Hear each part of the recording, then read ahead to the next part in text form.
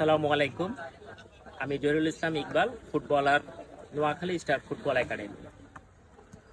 আগামীকাল শনিবার 28 সেপ্টেম্বর আমরা আসছি বিবির বাজার ফুটবল মাঠে।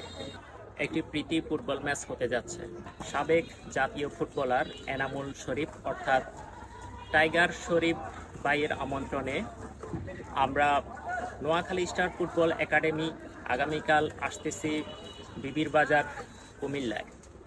আর বিবির বাজার ফুটবল একাডেমির সঙ্গে আমাদের যে আগামীকাল প্রীতি ম্যাচ হতে যাচ্ছে, এতে বিবির বাজারের হয়ে নেতৃত্ব দিবেন সাবেক জাতীয় ফুটবলার এনামুল শরীফ ভাই। আর আমাদের নোয়াখালী স্টার ফুটবল একাডেমির নেতৃত্ব দিবেন বর্তমান কোচ সাবেক জাতীয় ফুটবলার আকবর হোসেন রিদন ভাই।